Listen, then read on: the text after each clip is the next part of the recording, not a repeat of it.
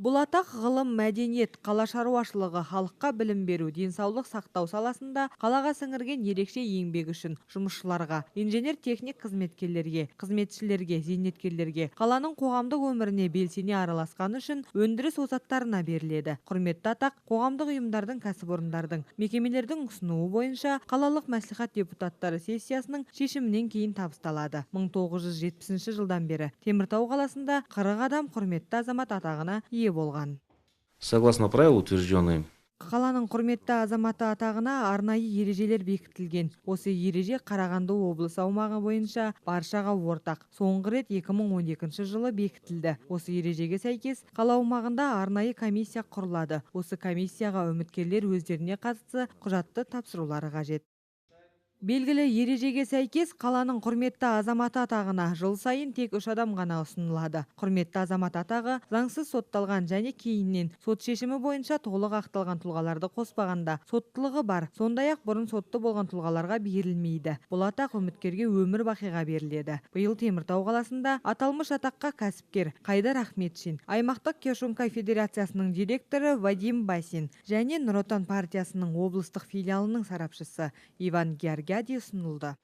Я думаю, что Осы атаққа ұсынылған 3 адамда лайық деп ойлаймын. Тіпті жай ғана олардың ұсынған құжаттарын бір қарап өтіп, мұны байқауға болады. Олардың еңбек еткен жолында жеткен жетістіктері, алған алғыс хаттары өте көп. Георгий Иван Владимирович Теміртауда абаттандыру және көгалдандыруға бағытталған бірнеше жобалардың бастамашысы. Солардың бірі соңғы 4 жылда қалада іске асырылған ағаш 30 жобасы. Бүгінде Иван Владимирович көптеген алғыс хаттар мен медальдарға ие. Ол 2008 жылы жастар жылының көшбасшысы атағын, 2009 жылы жастардың үздік көшбасшысы, 2013 жылы Теміртау қаласының әкімінің қолынан алтын белгіні алған болатын.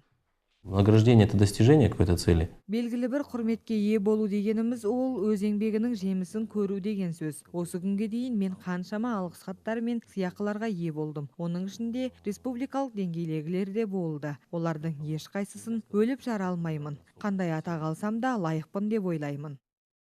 Шаһарымыздың құрметті азаматтарын Теміртау қаласының алтын қорына балауға болады. Құрметті азамат атағына отанына адал еңбек етіп, өндіріс саласындағы, бизнестегі, шығармашылықтағы, спорттағы, мемлекеттік және әскери қызметтегі, қоршаған ортаны қорғаудағы жоғары жетістіктері, қайырымдылық пен мейірбандық қызметтер жасауда қала алдында айрықша сіңірген еңбек үшін беріледі. Осыған дейін құрметке ие болғандардың арасында еңбек ерлері, денсаулық сақтау саласының үздіктері, құқық қорғау органдарының қызметкерлері, мемлекеттік қызмет ардагерлері, халық шығармашылығының әртүрлі саласында еңбек етіп, қаланың өркендеуіне үлес қосқан азаматтар бар.